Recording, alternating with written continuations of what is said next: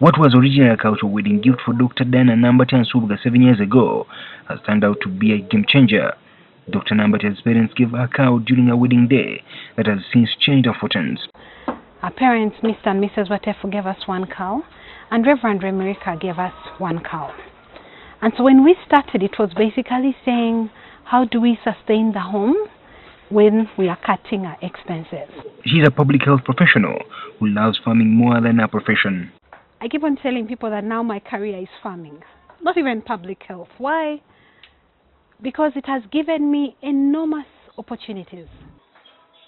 She lives in Tumba Zone, in the Kulambiro suburb of Kampala. The neighborhood is in an urban setting, which is not conducive for farming.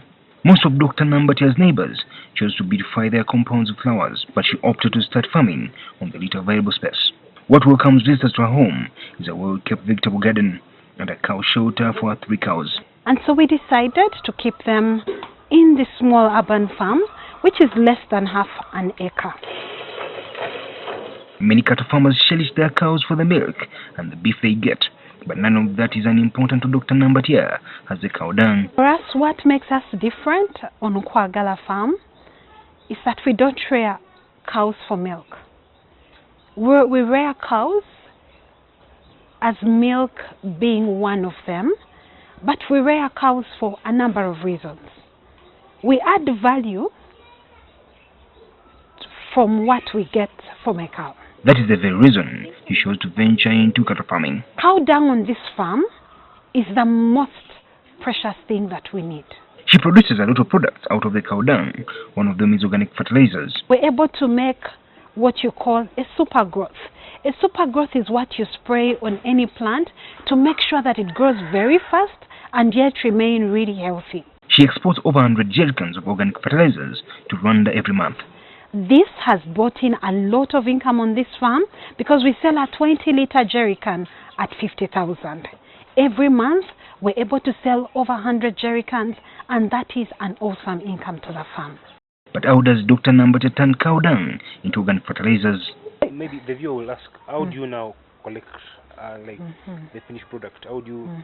So we get it from here. For example, if we are to do an odor neutralizer, we'll boil rice, ferment it for 10 days, and then we'll get this odor neutralizer, this bioslurry, mix it with the fermented rice, and then start sieving, but add in aloe vera and all these other things to be able to get a finished product of the odor neutralizer.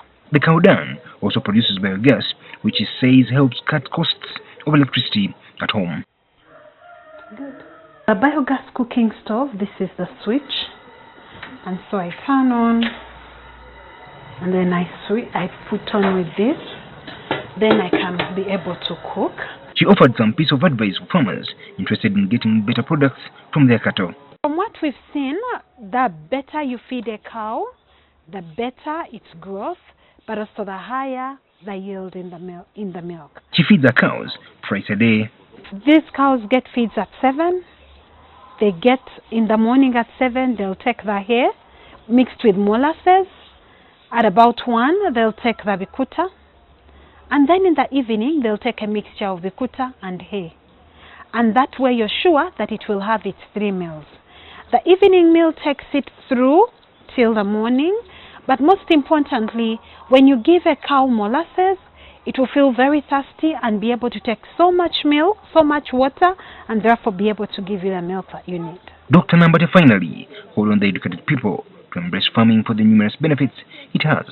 And farming brings in huge money that sometimes people who think they are stuck in a white-collar job sometimes miss.